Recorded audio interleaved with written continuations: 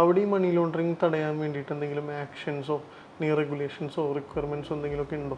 അങ്ങനെ പറഞ്ഞ കുറച്ച് ടൈപ്പ് ഓഫ് കമ്പനീസ് നിർബന്ധമായിട്ടും രജിസ്ട്രേഷൻ എടുക്കണം എന്നുള്ളതാണ് ഈ ആൻറ്റി മണി ലോണ്ടറിങ് ആക്ട് പ്രകാരം പറയുന്നത്. ഇങ്ങനെയുള്ള എൻറ്റിറ്റീസ് രജിസ്ട്രേഷൻ മാത്രം എടുത്താൽ മതി, അല്ലെങ്കിൽ അത് കഴിഞ്ഞിട്ട് പല പ്രൊസീജിയേഴ്സും ഫോളോ ചെയ്യേണ്ടതുണ്ടോ?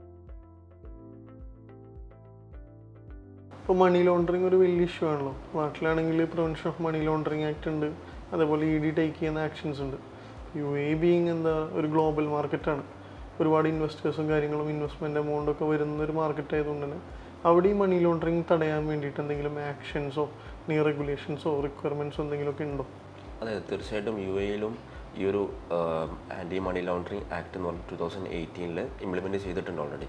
അത് പ്രകാരം UAE-ലെ കുറച്ച് ടൈപ്പ് ഓഫ് കമ്പനീസ് ഉണ്ട്. അതായത് ഫിനാൻഷ്യൽ ഇൻസ്റ്റിറ്റ്യൂഷൻസ്, ബാങ്ക്, പിന്നെ അതുപോലെ ഡെസിഗ്നേറ്റഡ് നോൺ ഫിനാൻഷ്യൽ ബിസിനസ്. അതിൽ വരുന്ന ആൾക്കാർ എന്ന് പറയുന്നത് legal consultancy firms, jewelleries, real estate agents, accounting and audit firms, അങ്ങനെ പറഞ്ഞ കുറച്ച് ടൈപ്പ് ഓഫ് കമ്പനീസ് നിർബന്ധമായിട്ടും രജിസ്ട്രേഷൻ എടുക്കണം എന്നുള്ളതാണ് ഈ ആൻറ്റി മണി ലോണ്ടറിങ് ആക്ട് പ്രകാരം പറയുന്നത്. ഇങ്ങനെയുള്ള എൻറ്റിറ്റീസ് രജിസ്ട്രേഷൻ മാത്രം എടുത്താൽ മതി, അല്ലെങ്കിൽ അത് കഴിഞ്ഞിട്ട് പല പ്രൊസീജിയേഴ്സും ഫോളോ ചെയ്യേണ്ടതുണ്ടോ? അതെ, തീർച്ചയായിട്ടും നമ്മൾ രജിസ്ട്രേഷൻ എടുത്തു കഴിഞ്ഞതിന് ശേഷം പിന്നീടാണ് ശരിക്കും നമ്മൾ ഇതിൻ്റെ ഒരു ബാക്കി കാര്യങ്ങൾ വരുന്നത്. അതായത് റിപ്പോർട്ടിങ്, നോട്ടിഫിക്കേഷൻസ് ഫയലിംഗ് ചെയ്യുന്നത്, പിന്നെ കുറച്ച് സർവേസ് ചെയ്യുന്നത്. കാരണം ഈ ആൻറ്റി മണി ലോണ്ടറിങ് ആക്ട് പ്രകാരം അവർ പറയുന്നത് ഒരു MLROനെ നമ്മൾ അപ്പോയിൻറ്റ് ചെയ്യണം എന്നുള്ളതാണ്. അപ്പോൾ നോർമലി MLRO എന്ന് പറയുന്നത് അയാൾക്കായിരിക്കും ഫുൾ ഇതിൻ്റെ റെസ്പോൺസിബിലിറ്റീസും കാര്യങ്ങളും വരുന്നത്.